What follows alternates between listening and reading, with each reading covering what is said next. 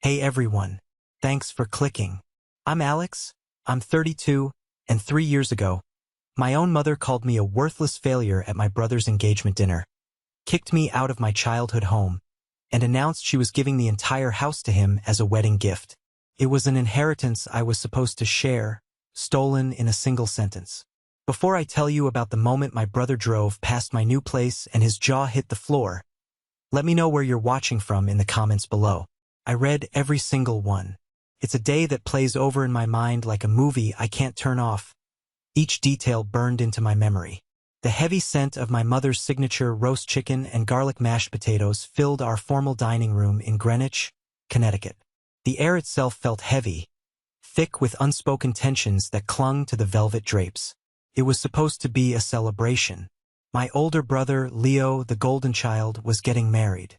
His fiancée, Chloe, sat beside him, a portrait of smug perfection. Her diamond ring, a rock the size of a small bird's egg, perpetually caught the light from the crystal chandelier overhead. I sat opposite them, a ghost at the feast. My mother, Eleanor, was at the head of the table, presiding over the meal with the silent, stony judgment of a queen. The silence wasn't peaceful. It was a weapon. I really had. I'd put on my best shirt, forced a smile, and tried to bridge the chasm that had been widening between us for years. I asked Leo about his latest promotion at the hedge fund. He'd given me a one-word answer, "Good," before turning to whisper something in Chloe's ear that made her giggle. I congratulated Chloe on the wedding plans. She'd given me a tight, dismissive smile and said, "Thanks," her eyes already scanning the room for someone more important to talk to. My mother hadn't made eye contact with me since I arrived. She just moved the food around her plate, her lips pressed into that familiar thin, disappointed line. Finally, the suffocating silence became too much to bear. I had to try one more time to connect, to show them I wasn't the dead end they thought I was. I cleared my throat, my voice sounding unnaturally loud. "So, I actually have some good news," I started, a nervous energy buzzing under my skin. "The software I've been developing, the one for tracking renewable energy usage for businesses, we just landed our first real pilot program with a small grocery chain." A beat of absolute silence. Then Leo looked up, a lazy, condescending smirk playing on his lips. "Still playing with your little computer projects, Alex? That's nice. Good for you." My mother put her fork down on her china plate with a sharp, definitive clink. It was the sound of a judge's gavel. The storm had arrived. "Nice?" she repeated, her voice dangerously low and cold. "It's not nice, Leo. It's a waste. A complete and utter waste of a life."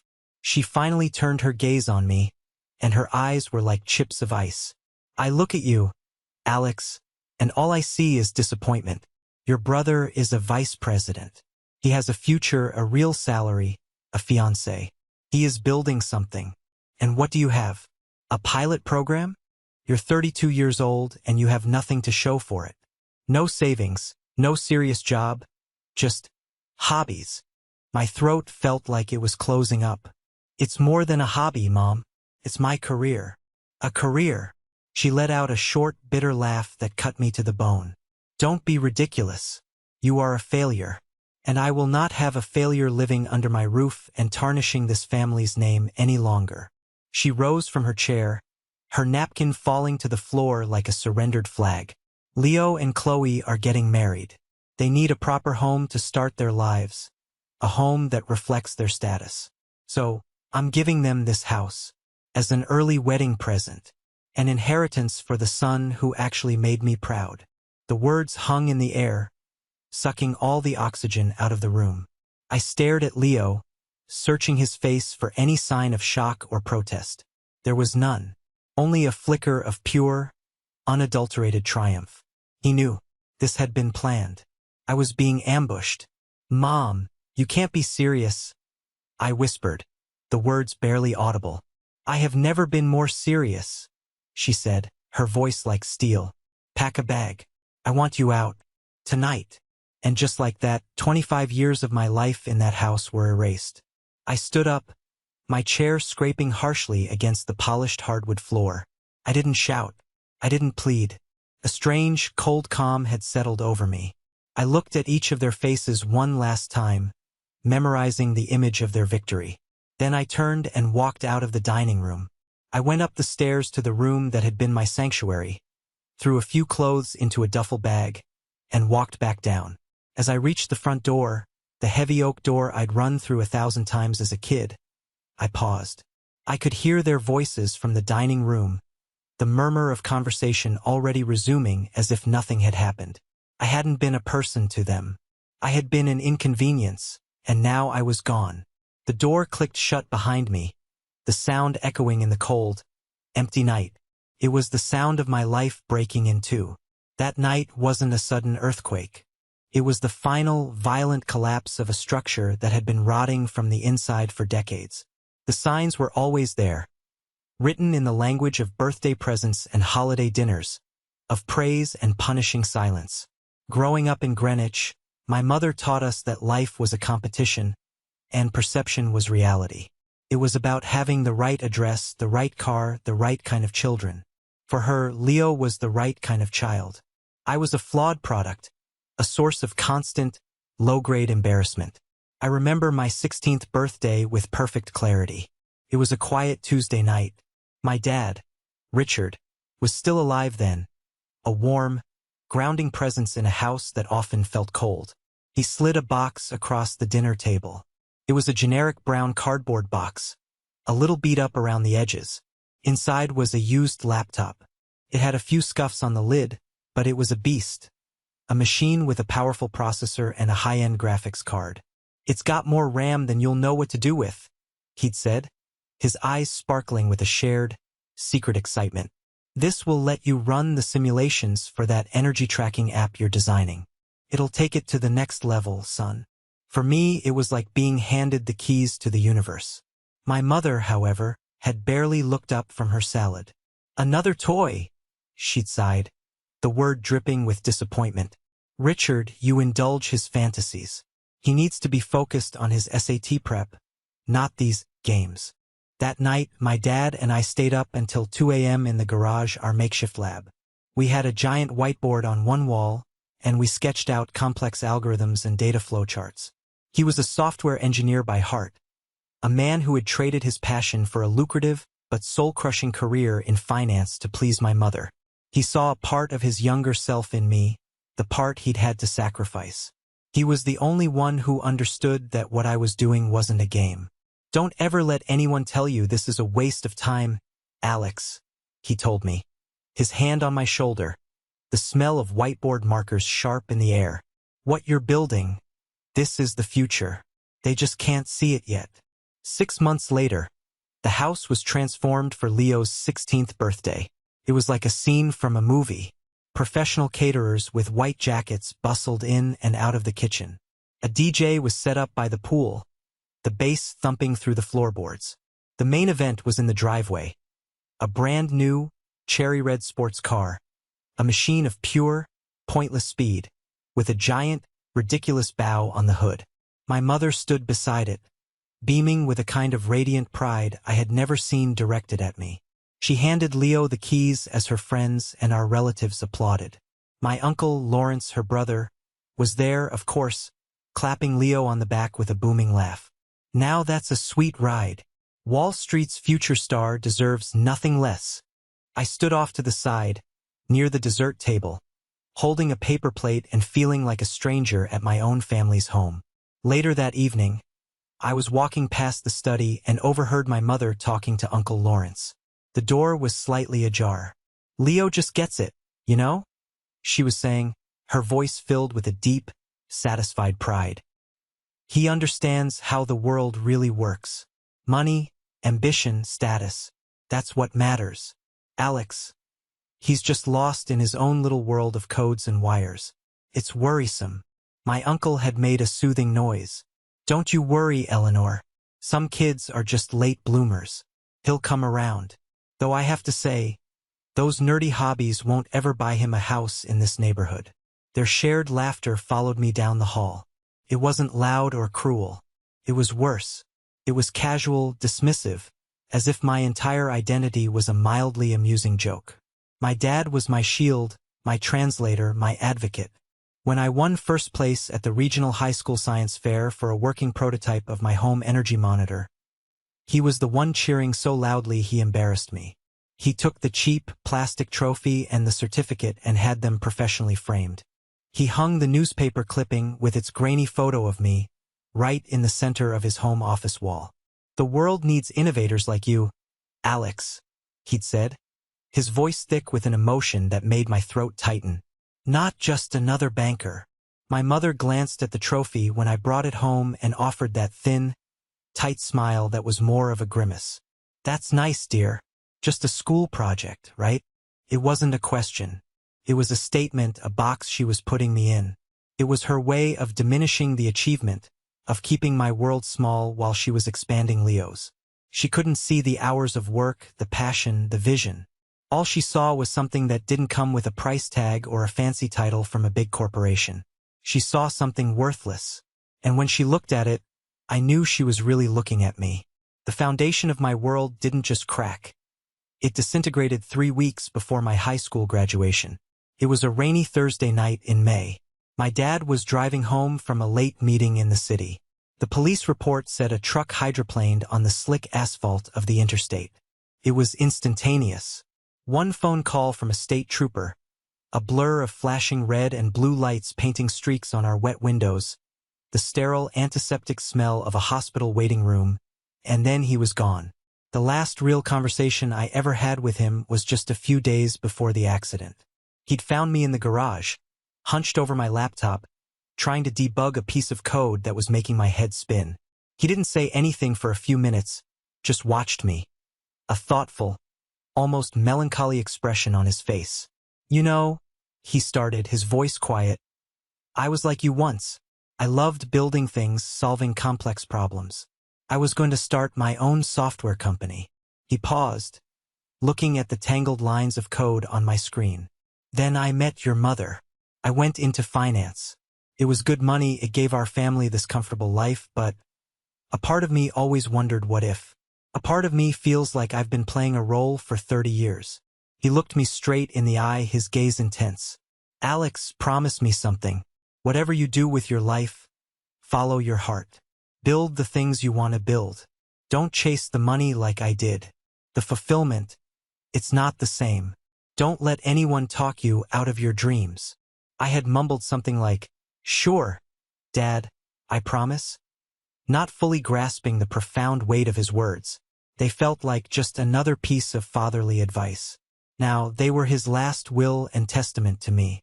They became a sacred vow, a legacy I had to honor. His death wasn't just the loss of a father. It was the loss of my only ally, my only defender in a family where I felt like a foreign exchange student. In the suffocating haze of grief that followed, my mother's focus sharpened, but it was like a camera lens twisting to bring one object into crisp detail while everything else blurred into the background. Leo was the object. I was the background. "Leo needs to stay focused," she'd tell her friends over the phone, her voice brittle and strained. "His final exams are coming up, and then he's off to NYU. We can't let this tragedy derail his entire future." I remember one afternoon, a few days after the funeral. The house was oppressively quiet, filled with the scent of lilies from the dozens of sympathy bouquets that lined the hallways.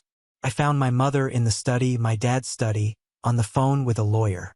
She was talking about his estate, his life insurance, the inheritance. I stood in the doorway, a ghost in my own home. When she hung up, I tried to talk to her. "Mom," I said, my voice cracking. I really miss him." She looked up at me, her eyes distant, already moving on to the next task. "We all do, Alex," she said briskly. "But we have to be strong. We have to be practical. I need to make sure Leo's college fund is secure. His tuition is due in July." She didn't ask how I was feeling. She didn't offer a hug. She just saw another problem to be managed. The lawyer came to the house several times. I was never invited into the meetings. I was told I was too young to be burdened with such things. I was 18, legally an adult, but in her eyes, I was still a child who couldn't be trusted with important matters. She and Leo would sit in the study for hours with the door closed. I later realized she was systematically dismantling the financial protections my father had put in place for both of us, redirecting everything toward her chosen son. The newspaper clipping of my science fair win stayed on the wall in my dad's office for about a month. It was a small comfort, a reminder of his pride. Then one day I walked in, and it was gone. In its place, meticulously centered, was a framed photograph of Leo in his lacrosse uniform, holding a championship trophy. I never asked my mother about it. I didn't have to. The message was perfectly clear. My father's legacy was over. Hers was just beginning. And in her version of the future, there was only room for one successful son. The chasm between me and my family widened into a canyon during our college years. The path for Leo was paved in gold. He, naturally, went to NYU's prestigious Stern School of Business. My mother paid for everything. The full, eye-watering tuition, the upscale apartment in Greenwich Village that was nicer than my entire dorm floor, a generous monthly allowance that was more than what I earned in a semester. Leo needs to be able to focus entirely on his studies and networking, she declared to anyone who would listen, as if he were a prized racehorse. He can't be distracted by trivial things like a part-time job. His college fund, which I would later learn was supposed to be our college fund, was robust, meticulously managed by my mother to ensure he wanted for nothing. I, on the other hand, scrambled. I got into the University of Connecticut for computer science, with a partial academic scholarship that I had worked my tail off in high school to earn. It was my one ticket out, covered about half the cost. For the rest, I was completely on my own. My mother made it clear that her financial resources were tied up in Leo's investment. So I worked 3 different jobs, a chaotic juggling act that left me perpetually exhausted. I coded freelance websites for small businesses late into the night, my eyes burning from staring at the screen.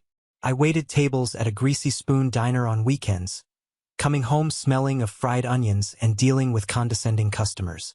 I worked the quiet, lonely late-night shifts at the university's IT help desk, fixing printers for frantic students. I lived in a cramped dorm room with 2 other guys, and my diet consisted mostly of instant ramen and the cheapest coffee I could find. I remember one night, scrolling through social media during a break at the diner. I saw a picture Leo had posted. He was on a yacht in the Caribbean for spring break, tanned and smiling, a beautiful girl on his arm, a bottle of champagne in his hand. The caption read, "Working hard or hardly working? Thanks for the getaway, Mom." I was holding a pot of burnt coffee, my back ached, and I had a midterm the next morning. The unfairness of it was a bitter pill to swallow. But I never complained. In a way, the struggle fueled me. I was doing what I loved. The work was brutally hard, but it was honest, and every dollar I earned was my own. Every line of code I wrote felt like a small act of defiance, a tribute to the promise I made to my dad.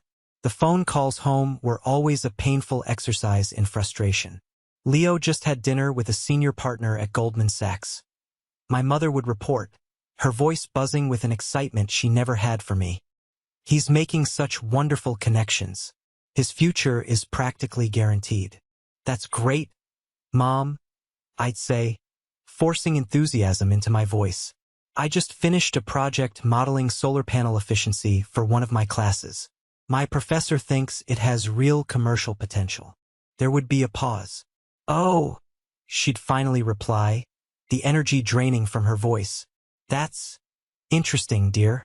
Now, tell me, are you eating properly? You sound tired." The subject would always change, my achievements dismissed as quaint little hobbies, my struggles ignored. It was in my junior year that a light appeared in the tunnel. His name was Professor David Chin. He was a leading expert in renewable energy systems, a quiet, brilliant man who saw something in my solar panel project that my mother never could. He saw the future.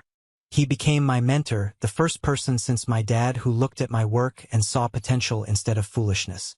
He took me under his wing, giving me access to the university's advanced labs, connecting me with his network of researchers. "Alex, this algorithm is brilliant," he told me one afternoon, peering at my laptop in his cluttered, book-filled office. You're not just tracking data, you're predicting energy needs based on weather patterns and usage habits. This could save companies millions. You're onto something big here. His belief was like water in a desert. It was under his guidance that I developed the first true prototype of my application, the one that would eventually become the foundation of my company. While Leo was learning how to leverage other people's money to make more money, I was learning how to build something from nothing. Something that could actually make a difference. My mother saw life as a race, and in her eyes, I was already lapped. But I was starting to realize it wasn't a race at all. We weren't even running in the same direction. After graduating with honors, a distinction my mother barely acknowledged, I made the tactical, though personally painful, decision to move back home. It was supposed to be a temporary launchpad while I got on my feet, but living under my mother's roof as an adult felt like a regression, a daily surrender. In her house, it felt less like a home and more like a courtroom where I was perpetually on trial for the crime of not being my brother. Leo, by this time, had already landed a high-paying analyst job at a prestigious hedge fund in Manhattan. He was renting a sleek, minimalist apartment in a high-rise my mother had co-signed for, a place with floor-to-ceiling windows and a doorman. He'd come home on some weekends, smelling of expensive cologne and effortless success, talking about seven-figure trades and year-end bonuses, a language my mother understood and adored. I, on the other hand, landed an internship, an unpaid internship. It was at a small, scrappy tech startup in the city called Urban Energy. They were doing fascinating, cutting-edge work in sustainable urban infrastructure, exactly the field I wanted to be in. The CEO was a quiet, intense man named Samir Gupta. He was a brilliant engineer who didn't waste words, but he had a sharp eye for talent. He had found my senior project on a university forum and reached out to me directly, offering me a position. There was a kind, familiar look about him, something in his eyes, but I couldn't place it. At the time, I didn't know the truth. Samir had been a college friend and colleague of my dad's from his early engineering days, one of the few who had stayed in the field. He had recognized my father's name and saw the same spark of passion in me. But he never mentioned it. He wanted to see what I could do on my own merits. To my mother, the phrase unpaid internship was just another way of saying unemployed bum. You have an honors degree in computer science from a good university, and you're working for free? She asked, her voice dripping with a mixture of disdain and genuine bewilderment at the dinner table one night. We were having one of our tense, mostly silent meals. Leo's starting salary is 6 figures. Alex. 6 figures. With a guaranteed bonus. When are you going to get serious about your life and get a real job with a real salary?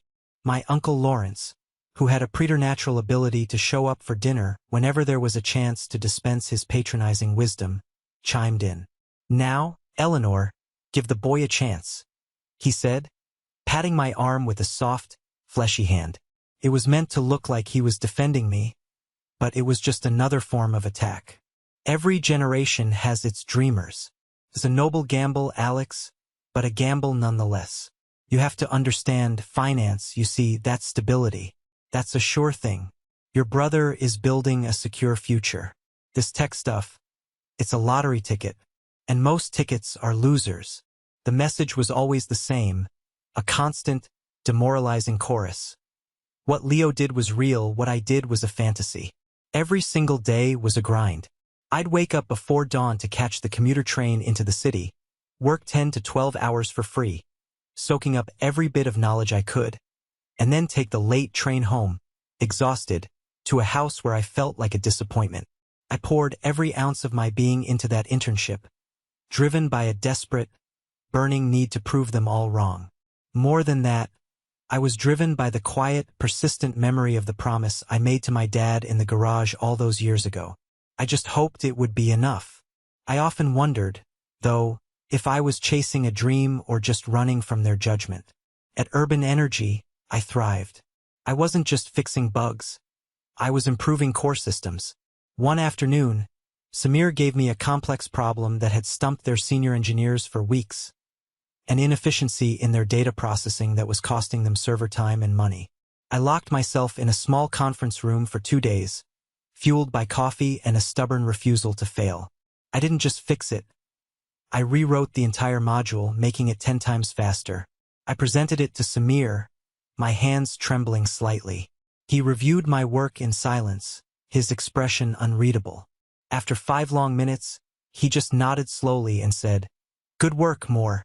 Very good work." Coming from him, it felt like winning an Olympic medal. It was a small victory, but it was mine, and it kept the flame of hope alive in the cold, dismissive atmosphere of my home. And that brings us back to that night. The night that cleaved my life into a before and an after. The night of Leo and Chloe's engagement dinner. It wasn't just one comment that set my mother off. It was the culmination of years of simmering resentment, a pressure cooker that was finally, inevitably, going to explode. I had come to the dinner table that night armed with a small, fragile piece of hope. That very afternoon, Samir Gupta had called me into his office. He had that same serious, intense look on his face. "Alex," he'd said, "your work on the predictive energy algorithm has been revolutionary for us. You've done the work of a whole team." He leaned forward. "We're a small company, we can't offer you the kind of salary your brother makes, not yet. But we are offering you a full-time position as lead project engineer, and stock options. A significant number of them. If this company succeeds, you succeed in a very big way." It was the first real, tangible validation of my entire career. A real job, a leadership title, a stake in the future I was helping to build. I thought maybe, just maybe, this would be enough. Maybe this was the language they would finally understand.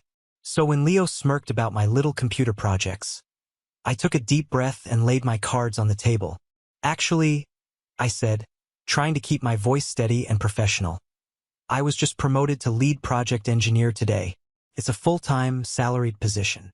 My mother just waved a dismissive hand, not even looking at me. "A lead of what? A team of one? Alex, please, don't embarrass yourself with these inflated titles."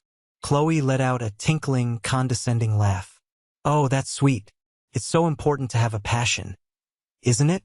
My cousin has an Etsy shop. I think it's wonderful." The comparison, the sheer, willful ignorance of it, was like a slap in the face. That's when I finally broke. The years of swallowing my pride, of accepting their dismissals, it all came rushing to the surface. "Why do you do this?" I asked, my voice cracking with an emotion I could no longer contain. "Why is nothing I ever do good enough for you? This is my career. I work 60 hours a week. It matters to me.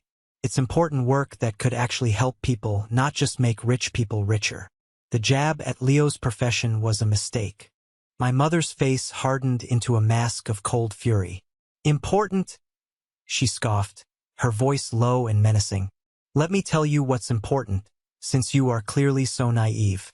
Providing for your family, building a legacy, securing your future. Your brother understands that. He's making a name for himself. He is securing his family's future. You are playing in a sandbox, and you are dragging our family name down with you. I am tired of making excuses for you to my friends. I am tired of being embarrassed by my own son." That's when she stood up and delivered the final, crushing blow. The speech about me being a failure. About giving the house, our family home, to Leo. It was a carefully planned, brutally efficient execution. Leo's complete lack of surprise, Chloe's smug look of satisfaction. They had all discussed it beforehand. This wasn't a spontaneous decision. This was a verdict that had been reached long ago. This was just the sentencing. After everything Dad did to build this family, to provide for us, you're just giving his house away? I choked out, the words tasting like ash. The mention of my father was my last, desperate appeal. "Your father was a dreamer, just like you," she spat, her words laced with a venom that shocked me. "He was soft, and look where it got him. I am a realist, Alex. This house is a major asset. It's a part of my inheritance to my children, and I'm giving it to the child who won't squander it on foolish dreams and worthless hobbies. If you can't respect my decision, in my own house, then you can get out." The silence that followed was absolute, profound. No one defended me. No one said a single word. I looked from my mother's cold, triumphant face to my brother's equally victorious one. He wouldn't even meet my eyes. He just stared down at his plate, a small smile playing on his lips. And I finally, completely, understood. I wasn't their son or their brother. I was a problem, a loose end, a disappointment they had finally figured out how to cut away. I drove for what felt like hours, the familiar, tree-lined streets of Greenwich blurring into an abstract painting of grief and rage. My duffel bag sat on the passenger seat, a pathetic testament to the life I had just been evicted from. My phone buzzed incessantly. It was my college friend, Ben. Dude, what the hell happened? Leo's fiancée just posted a picture of them on Instagram toasting champagne. The caption says, "Celebrating our new home. Call me." I couldn't speak. The humiliation was a physical thing, a knot in my chest that made it hard to breathe. They were celebrating. While I was driving aimlessly with nowhere to go, they were celebrating getting rid of me. My mind was a chaotic storm, but one desperate, last-ditch idea emerged from the wreckage. My Uncle Lawrence. He lived just 20 minutes away, in a sprawling, ostentatious mansion he'd gotten through his marriage to a wealthy heiress. He had always positioned himself as the cool uncle, the one who pretended to be on my side, even while subtly feeding my mother's narrative that I was a lost cause. Maybe, just maybe, faced with the reality of his nephew being homeless, he would show a shred of human decency. I pulled into his long, curved driveway, the gravel crunching under my tires. The house was lit up like a luxury hotel. I rang the bell, and after a long moment, the heavy, ornate door creaked open. He stood there himself, wearing a silk robe and holding a glass of whiskey.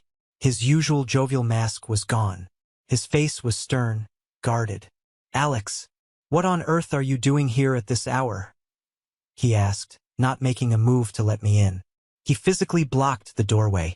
"Uncle Lawrence," I began, my voice hoarse and raw. "Mom, she kicked me out.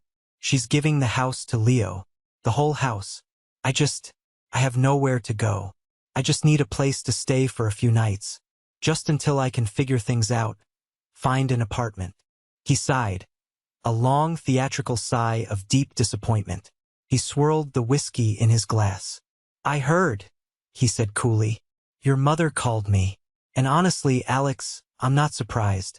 Your mother is a practical woman. A strong woman.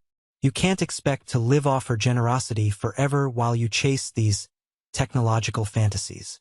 "They're not fantasies," I said, my fists clenching at my sides. "I have a job. A real job. I was just promoted. A job that doesn't pay you a living wage? Come on, son," he said, shaking his head with a look of pity that was more insulting than anger. "Look, I can't have you here. It would be a profound disrespect to your mother's decision. Family needs to present a united front. Taking you in would undermine her authority, and frankly, it would enable your irresponsible behavior." The sheer hypocrisy of it stunned me into silence. This man, who had done nothing on his own merits, was lecturing me on responsibility. "So that's it?" I asked, my voice a low whisper. "You're just going to turn your back on me? Dad's own brother-in-law." He looked me straight in the eye, his voice devoid of any warmth, any trace of family affection. "I'm not turning my back, Alex. I'm helping your mother teach you a lesson your father was always too soft to teach you. The world is a tough, unforgiving place. It's time you grew up and faced it. Consider this a gift, the gift of rock bottom. It's a great place to build from, or so they say." He offered me a thin, final smile, and the door began to close. I saw the lock turn. That was it. That was the bottom. Every single door had been slammed and locked in my face. I stood there in his perfectly manicured driveway, under the cold, indifferent stars. The despair was a physical weight, pressing down on me. But then, something inside me shifted. The grief, the humiliation, the despair. They began to burn. The fire didn't consume me. It forged something new inside my chest. Something cold and hard and unbreakable. Determination. They thought I would sink. They had thrown me into the deep end, just as my uncle said. Fine. I would swim. I would swim faster and farther than they could ever imagine. and I would build an ocean of my own. I got back in my beaten-up car, drove away from that house, away from that town, and for the first time in my life I didn't look back. I was done with them. I was completely and utterly done. The next few months were a brutal, disorienting blur of cheap coffee, sleepless nights, and the constant, dull hum of a computer server. I found a tiny, run-down studio apartment in a rough part of Brooklyn. It had peeling paint, a radiator that clanged like a blacksmith's anvil all night, and a window that looked out onto a brick wall. It was all I could afford with the meager savings I had. But it was mine. For the first time in my life, I felt truly terrifyingly free. The crushing weight of my family's expectations was gone, replaced by the exhilarating, razor-sharp pressure of pure survival. I enacted a scorched earth policy. I blocked my mother's number, my brother's, my uncle's. I went dark on all social media. The only person I stayed in touch with was my friend Ben, who would check in every couple of weeks with a simple text. "You still alive?" It was a lifeline to a world I used to know, a reminder that one person out there still cared. My entire focus, every waking moment, became my work at Urban Energy. Now that I was a full-time, salaried employee, even if the salary was barely enough to cover rent and ramen, I poured every ounce of my energy into it. I was the first one in the office and the last one to leave. My grief and anger became fuel. Every line of code was a brick in the new life I was building.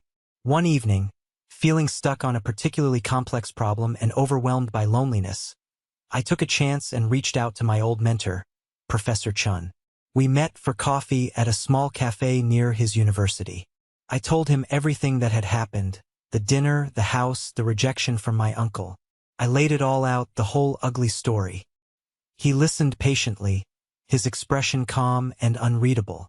When I finished, he didn't offer the empty platitudes of sympathy I was expecting. He offered a strategy. "There's someone I think you should meet," he said, pulling out his phone. "Her name is Jessica Vance. She's a venture capitalist. She is notoriously tough, a real shark, but she's one of the smartest people I know. And her entire fund is focused on disruptive green technology. Your algorithm, Alex, is bigger than just a feature in someone else's company. It deserves to be its own entity. It's time to stop building for other people and start building for yourself." The meeting was in a sterile, glass-walled conference room on the 40th floor of a skyscraper in Midtown Manhattan. The view alone was worth more than all my possessions. Jessica Vance was exactly as Professor Chun had described. She was sharp, impeccably dressed in a power suit, and she radiated an aura of intimidating intelligence. Her questions were like surgical strikes, precise and designed to find any weakness. She didn't care about my family drama or my passion. She cared about the market, scalability, the total addressable market, my customer acquisition cost projections. For an hour, I stood in front of a whiteboard and walked her through my application, my business plan, my 5-year vision. I laid out the future as I saw it, a future powered by smart, predictive, sustainable energy. I was terrified, my heart pounding in my chest, but my voice was steady. I knew my stuff. This was the one area of my life where I felt completely confident. I expected her to tear it apart, to find a dozen flaws I hadn't considered. Instead, when I was finished, she leaned back in her expensive leather chair and just stared at me for a long, silent moment that stretched into an eternity. "Most people who come in here are trying to build a better mousetrap," she said finally, her voice crisp and decisive. "They want to make an existing process 1% more efficient. You're not doing that, Mr. Moore. You're trying to eliminate the need for the mousetrap entirely. You're building an infrastructure." She stood up and extended a hand. "I'm in. My fund will provide $75,000 in seed money for a 20% stake in your new company." I felt the air leave my lungs in a rush. $75,000. It was more money than I had ever seen in my life. It was a chance. A real, tangible chance to build my own dream. I walked out of that building onto the bustling streets of New York, my head spinning. I looked up at the towering skyscrapers, the symbols of the world my brother belonged to, the world that had cast me out. But for the first time, I didn't feel small or insignificant. I felt like I was finally building something just as tall. I decided to name my new company Viridian Dynamics. It was the first brick in my new life, and I had laid it myself. Starting a company from scratch is like trying to build a plane while it's already falling out of the sky. The first few months of Viridian Dynamics were a chaotic testament to that truth. The company's world headquarters was my tiny Brooklyn apartment. The server, which held the entire company's intellectual property, hummed next to my bed, and my conference room was the small, wobbly table in my kitchen. But Jessica's investment wasn't just money. It was credibility. It was a stamp of approval from a world that had previously been inaccessible to me. My first hire was a brilliant young software engineer named Marco Diaz.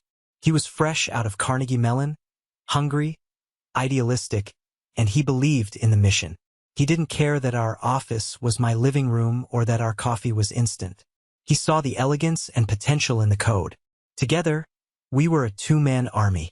We worked day and night, fueled by cheap pizza and a shared, obsessive vision. We refined the algorithm, built a user interface, and started the soul-crushing process of trying to find our first client. We faced a relentless stream of rejections. We'd pitch to potential clients, and they'd see two young guys with a laptop and a dream, and they'd politely show us the door. The seed money was draining with alarming speed. There was one particularly dark week about 3 months in. Our main server crashed in the middle of the night, wiping out 2 days of work. A potential client we had been courting for weeks sent a curt email saying they were going in a different direction. The money in the bank was dwindling. Doubt, that cold, familiar shadow, began to creep in. The voices of my mother and my uncle echoed in my ears. A foolish gamble, a lottery ticket, a waste of a life. I sat on the floor of my apartment at 3 a.m., surrounded by empty coffee cups, and I seriously considered giving up. Marco found me like that. He just sat down on the floor next to me, not saying a word. After a few minutes of silence, he just said, "So, we rebuild the server, and we find another client. We knew this was going to be hard, Alex. If it were easy, someone else would have already done it."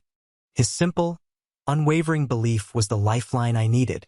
We got back to work. Our breakthrough came from an unexpected place. I had been targeting large, sexy tech corporations, but Marco suggested we think smaller, more practical. We found a regional chain of grocery stores, Harrison's Market, run by a third-generation owner, a no-nonsense man named Mr. Harrison. He was known for being a tough but fair businessman who valued community and practical innovation over flashy presentations. Getting a meeting with him was almost impossible. But I was persistent. I sent him a personalized, one-page letter, not an email, explaining in simple terms what we could do for him. To my astonishment, his assistant called me a week later and gave me a 15-minute slot. Marco and I walked into his modest, wood-paneled office. I didn't talk about venture capital or stock options or disruptive paradigms. I talked about his stores. I talked about how our system could reduce his electricity bills by 30%, savings he could pass on to his customers or reinvest in his employees' healthcare. I talked about building a more sustainable future for the community his family had served for 50 years. He listened, his weathered face thoughtful, his sharp eyes scrutinizing me. At the end of our pitch, he leaned forward, folding his hands on his desk. "I get a dozen pitches a week from slick tech kids who want to sell me something I don't need," he said, his voice a low grumble. "You're different. You're not selling software. You're selling a solution. My father always told me to invest in people who believe in what they're doing." He paused. "I'll give you a shot. We'll run a pilot program in our 3 largest stores. Don't make me regret this, son." Marco and I walked out of that meeting in a daze, not speaking until we were out on the street. Then we just looked at each other and burst out laughing. It wasn't a multi-million-dollar contract, but it was everything. It was a foothold. It was a chance to prove that our foolish dream could deliver real, tangible results. The storm wasn't over, but for the first time, I could see a break in the clouds. 3 years. That's how long it took. 3 years of relentless, obsessive, all-consuming work. The pilot program with Harrison's Market was a resounding success. We didn't just cut their energy bills by 30%. We cut them by 35%, and we identified two major sources of energy waste they hadn't even known about. Mr. Harrison was thrilled. He became our biggest advocate, our most vocal champion. He personally recommended us to other business owners in his network. And just like that, the dam broke. Word spread. That single, hard-won contract turned into a dozen, then 100. Viridian Dynamics didn't just grow. It exploded. We moved from my apartment to a small, cramped office, then to a full floor in a sleek glass and steel building in downtown Brooklyn. Our team grew from 2 to 16, then to 50 brilliant engineers, data scientists, and sales professionals. We secured a series of funding round led by a major Silicon Valley firm that made Jessica Vance's initial investment look like pocket change. My little computer project was now providing smart energy solutions for businesses across New York, New Jersey, and Connecticut, saving them millions of dollars and significantly reducing their carbon footprint. I was no longer the broke, homeless kid kicked out of his home. I was the founder and CEO of a multimillion-dollar company. But the money, as cliché as it sounds, was never the point. It was a byproduct. The point was the work. The point was proving that a vision for a better, more sustainable world wasn't a waste of time. It was the future.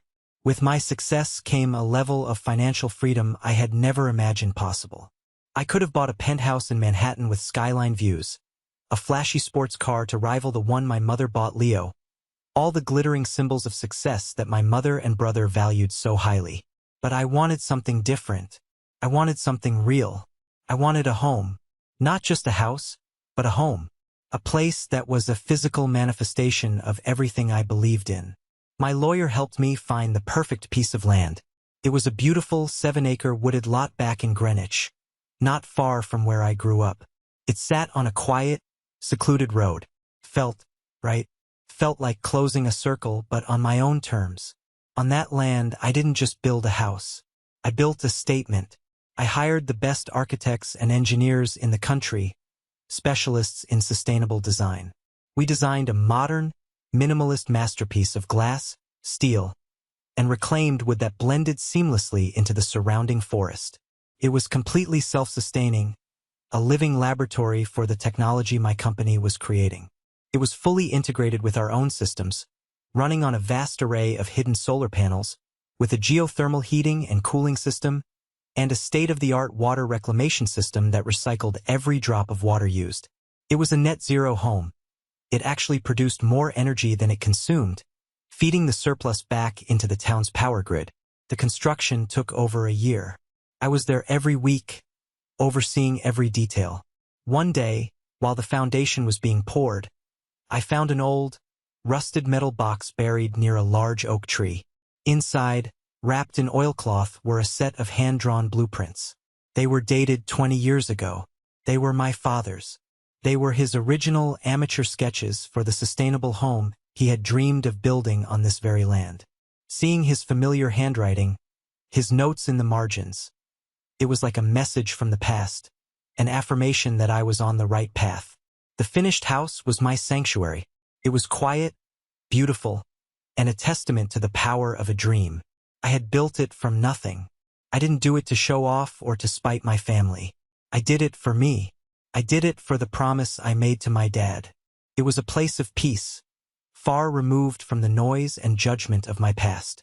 I never thought my family would even see it. I certainly never invited them. But in a town as small and insular as Greenwich, secrets don't stay secret for long. It was a perfect, sunny Saturday afternoon in late September. I was in my home office, which was enclosed in glass and felt like being in a treehouse for adults, reviewing some quarterly reports. My phone, which was linked to the front gate security camera, buzzed. I glanced at the screen and my blood ran cold. A sleek, black Mercedes, Leo's car, had pulled up to my gate. My brother was in the driver's seat. His wife, Chloe, was beside him. They just sat there for a full minute, motionless, just staring up the long driveway at the house. I could see Leo's face with perfect clarity on the high-definition camera feed. His jaw was literally hanging open. He was pointing, talking animatedly to Chloe, who looked equally stunned, her hand covering her mouth. Then he fumbled for his phone. I knew exactly who he was calling. I watched, a detached, clinical observer of my own life, as he got out of the car and paced back and forth, gesturing wildly at the house. He was shouting into the phone, and even though I couldn't hear the words, I could read the panic and disbelief on his face. "Mom, you won't believe this. There's this insane modern mansion on the old Miller property. It must be worth 10, maybe 20 million. Wait, hold on." I watched as he walked closer to the gate, squinting at the small, discreet address plaque I had installed. The plaque didn't have a number. It just had one word: more. Wait a second. The name. It can't be. "Mom, this house it's his. It's Alex's." An hour later, as I knew it would, another car pulled up to the gate. A familiar silver Lexus. My mother. She got out of the car, looking smaller and older than I remembered. Her face was pale. She approached the gate, saw the camera lens, and spoke directly to it, her voice tinny and strange through the speaker. "Alex, please, it's your mother. We need to talk. Please, just open the gate." Against my better judgment, against every self-preservation instinct I had, I pressed the button. The heavy steel gate slid open silently. I decided to meet her on my own terms, on my own ground. I walked down the stone path and met her on the front steps. She looked around, her eyes wide, taking in the clean lines of the architecture, the floor-to-ceiling glass that reflected the autumn trees, the quiet, powerful hum of a perfectly balanced ecosystem. This was a world she didn't understand, and it terrified her. "Alex," she breathed, her voice filled with a fake, honeyed tone I knew all too well. It was her damage control voice. I had no idea. "I am so proud of you." She took a step closer, reaching for my arm. "I was wrong. I was so wrong to push you away. Can you ever forgive me?" I didn't move. I didn't let her touch me. I just stood there, my arms crossed, feeling nothing but a profound, weary emptiness. "You're not proud of me," I said, my voice flat and even. "You're impressed by this." I gestured to the house. "This is just another version of Leo's sports car to you. It's a symbol of wealth and status. It's the only language you understand." "That's not true," she insisted, her eyes welling up with tears that I knew were completely manufactured. "I made a mistake.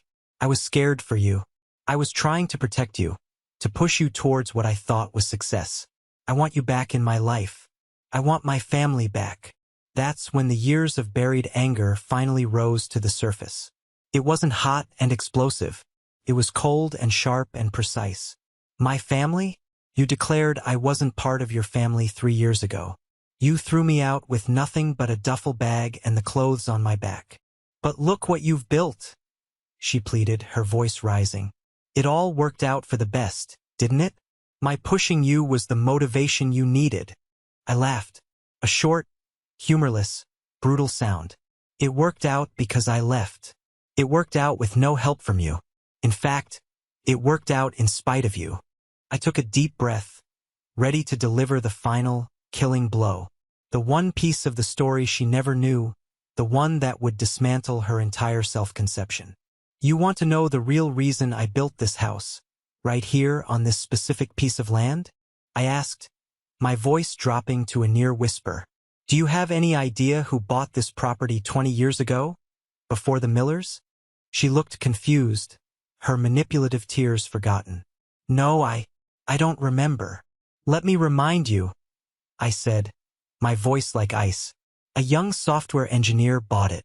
He had a dream of building a self-sustaining family home, a place where technology and nature could coexist, a place to raise his 2 sons away from the poison of Wall Street. He poured all his savings into it. He even drew up the blueprints himself."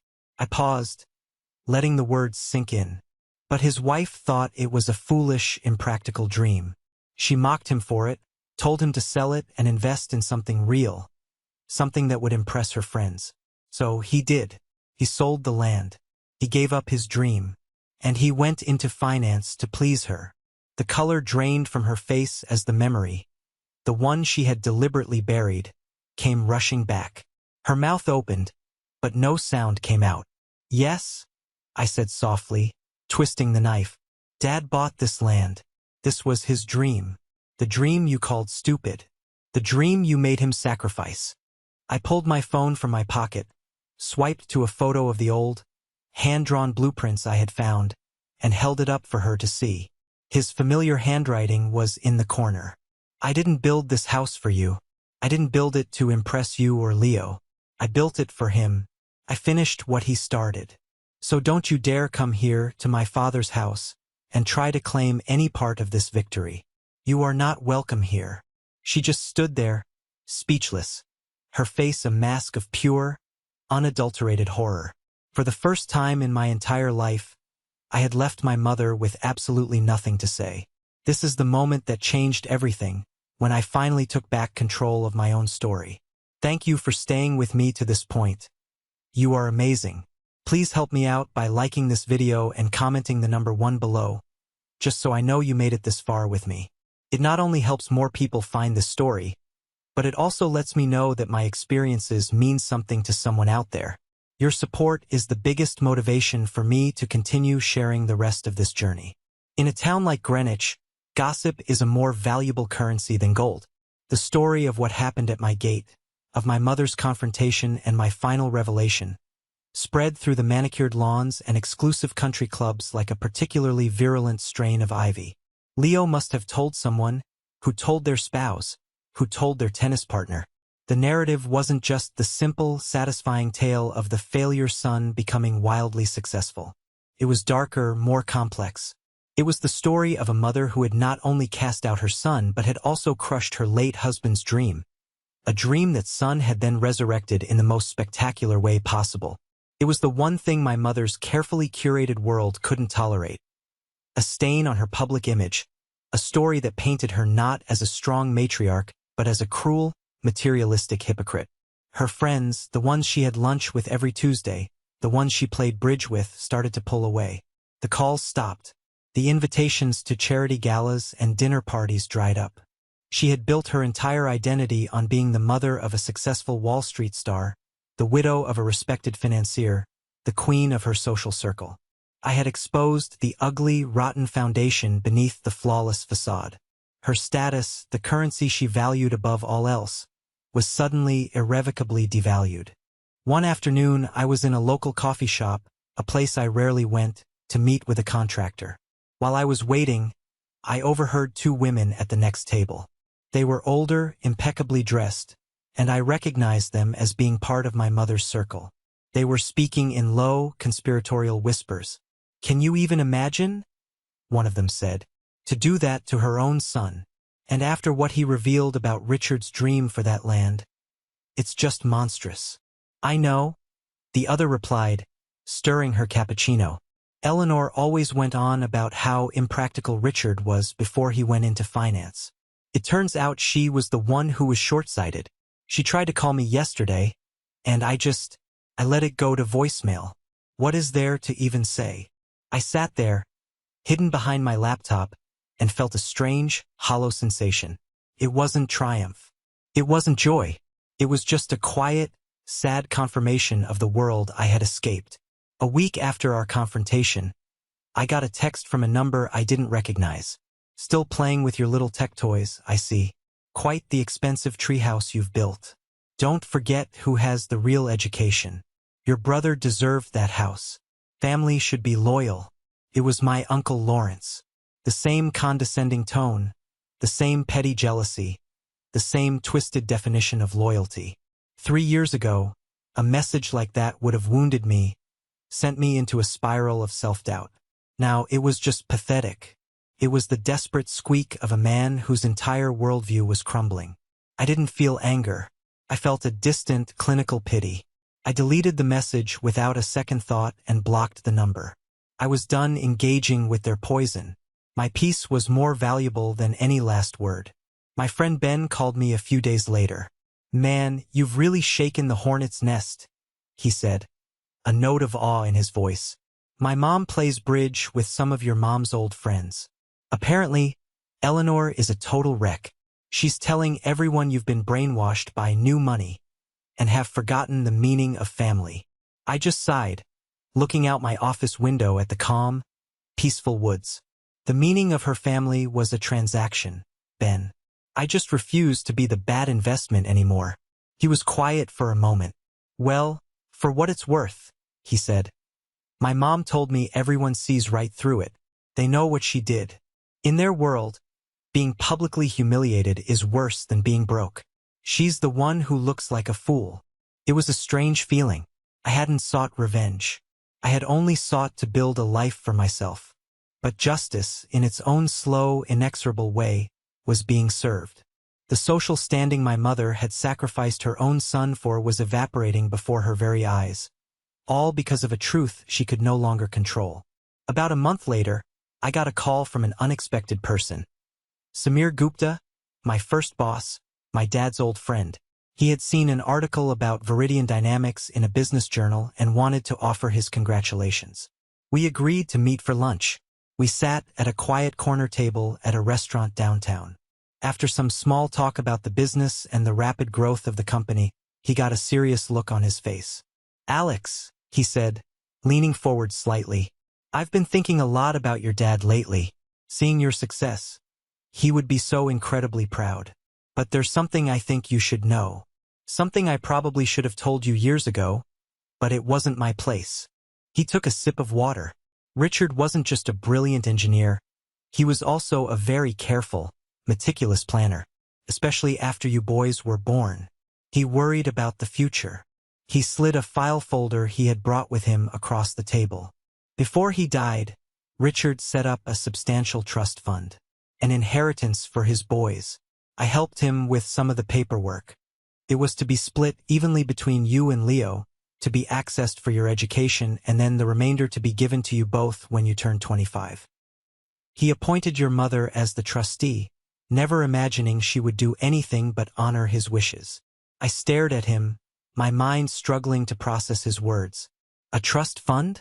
I never saw a cent of that. My mother told me all Dad left was the house and a mountain of debt from some bad investments he made right before he passed. Samir shook his head sadly, a look of deep regret in his eyes. That was a lie, Alex. A cruel one. Richard was an excellent investor. There was no debt. In fact, the trust was worth over $2 million when he passed away. After he died, your mother's lawyer, a man I know to be ruthless, petitioned the probate court to dissolve the trust. As the sole guardian, she argued that the funds were needed for Leo's specialized education and to maintain the family's standard of living. She was granted full control of the entire amount. Your half of the college fund, your half of the inheritance. She poured all of it into Leo's future, and she erased yours. The sandwich on my plate suddenly seemed inedible. It all clicked into place with a sickening thud. Leo's fully paid NYU tuition. His lavish apartment in the city, his generous allowance, his seed money for his first brilliant investments after graduation. It wasn't just my mother's money. It was my father's money. It was my money. She hadn't just emotionally abandoned me. She had financially disinherited me. She had stolen my father's last gift to me, his final act of love and protection, and handed it all to my brother. The betrayal was so profound, so absolute, it was almost surreal. I looked at Samir, my mind reeling. I expected to feel a fresh wave of rage, of a desire for a legal battle, for retribution. But instead, a strange, profound sense of calm washed over me. It wasn't a new wound. It was just a final, detailed explanation for an old one. It confirmed everything I already knew about her character, about her priorities. It solidified my decision to walk away, not with anger, but with the quiet, unshakable certainty that I had done the only thing I could. My father had tried to give me a safety net. My mother had taken a pair of scissors and cut it to shreds. And I had learned to fly on my own anyway. Another year passed. Life moved on, not with the high drama of confrontations and revelations, but with the steady, quiet, satisfying rhythm of purpose. Viridian Dynamics continued its upward trajectory. We expanded our operations into Maryland and Pennsylvania, our predictive energy technology becoming the new gold standard for corporate energy sustainability. We were no longer a scrappy startup. We were a major player in the green tech space. I was no longer just a CEO.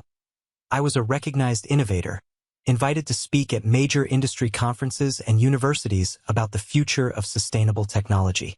My life wasn't about the money or the accolades, though they were nice validations of the hard work.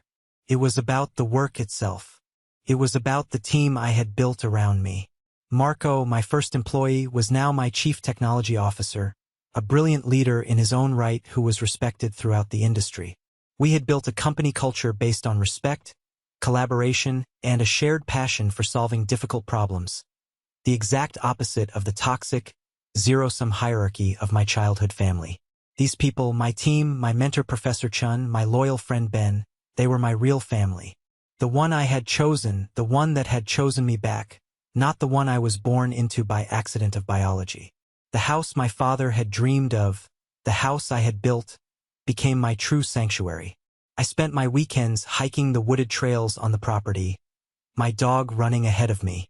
I'd read for hours in the sun-filled living room that overlooked the forest, or I'd work on new, experimental projects in the workshop I'd built in the basement. Sometimes, I'd just sit in silence, feeling the peaceful, efficient hum of the home systems running around me. It was a home filled with peace, not pressure. It was a place where I could finally, truly breathe. I developed a new routine. One of my proudest achievements was starting an internship program at Viridian Dynamics, specifically for promising students from state universities and community colleges. Kids like me, who had the talent but not the connections. I made it a point to mentor them personally. I remember one intern in particular, a young woman named Sarah. She was brilliant, but shy and full of self-doubt. She reminded me so much of myself at that age. I saw her struggling with a piece of code one afternoon, getting frustrated. I walked over not to give her the answer, but to talk her through the problem, just as my dad had done with me. "What's the core problem you're trying to solve?" I asked her. We spent an hour at the whiteboard, sketching out ideas.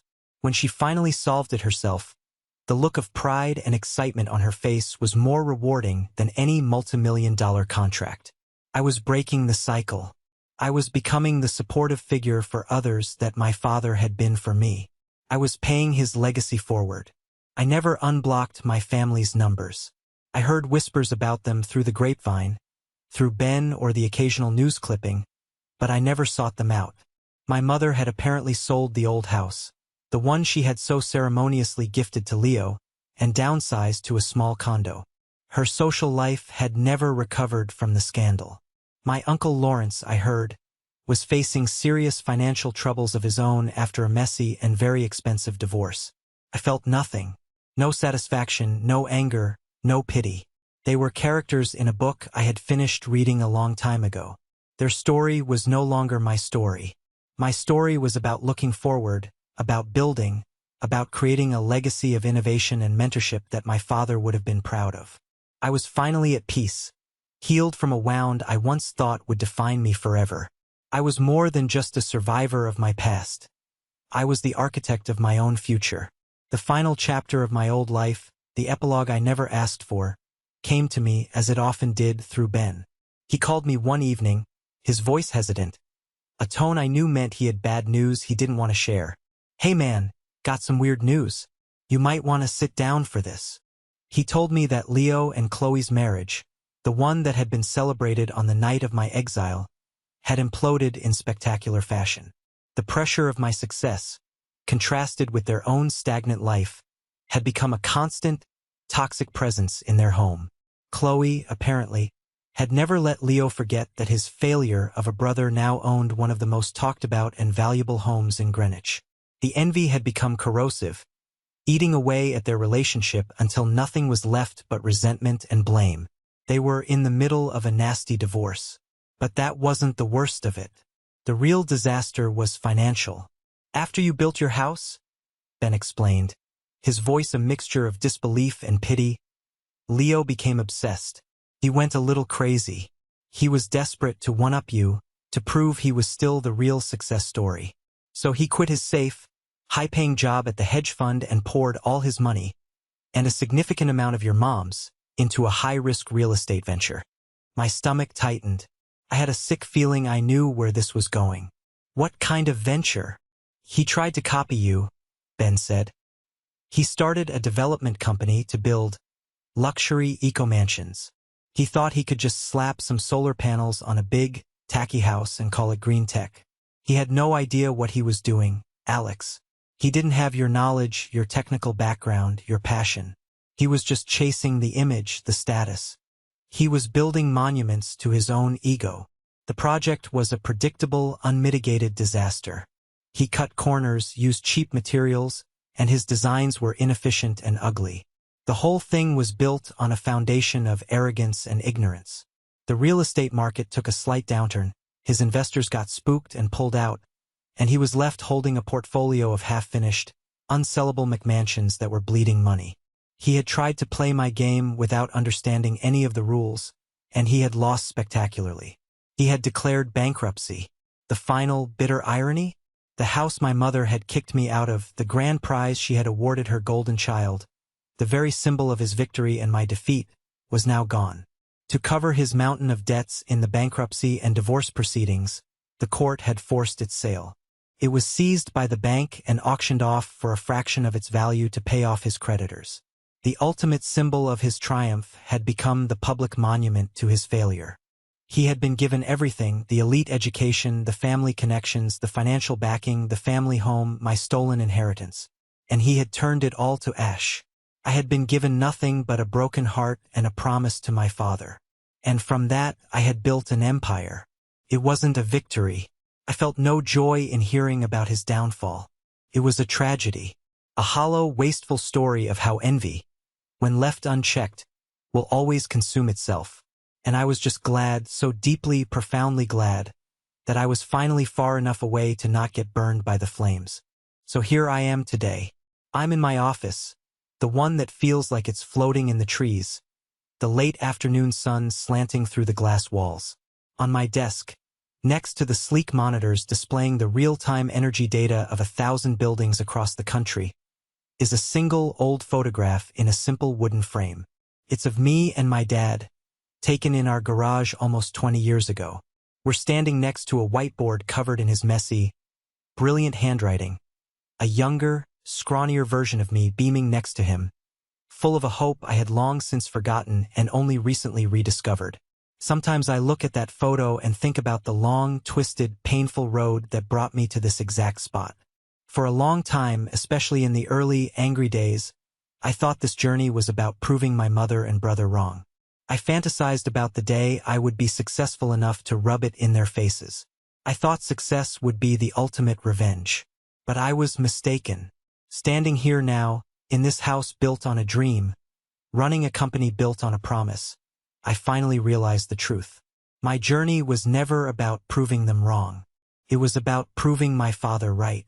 He believed that passion had value beyond a price tag. He believed that building something meaningful was more important than chasing a number on a spreadsheet. He believed that the future belonged to those who were brave enough to create it. He believed in me. My mother saw a failure, a waste of a life. But my dad saw a future. And I spent the last several years of my life simply trying to build the world he saw. I haven't spoken to my mother or my brother since that day at my gate. I don't know if I ever will. I've learned that forgiveness isn't about absolving them. It's about freeing myself from the anger. And I am free. But that freedom doesn't require a reunion. Some bridges, once burned, are never meant to be rebuilt. My real family is the team that walks into the Viridian Dynamics office every morning, ready to change the world with me. My family is my friend Ben, who never stopped checking in. My family is the memory of my father, a guiding principle that lives inside me. My story isn't about getting rich or getting even. It's about the quiet, unshakable power of staying true to yourself, even when the people who are supposed to love you the most tell you that you are worthless. It's about understanding that sometimes the greatest thing a toxic family can give you is the freedom that comes when they finally, mercifully, let you go. Thank you for listening to my story. I hope it resonated with you in some way. Have you ever faced a situation where you had to choose between your passion and your family's expectations? Share your story in the comments below. I'd love to hear from you. And please, Don't forget to like and subscribe so you don't miss what comes next.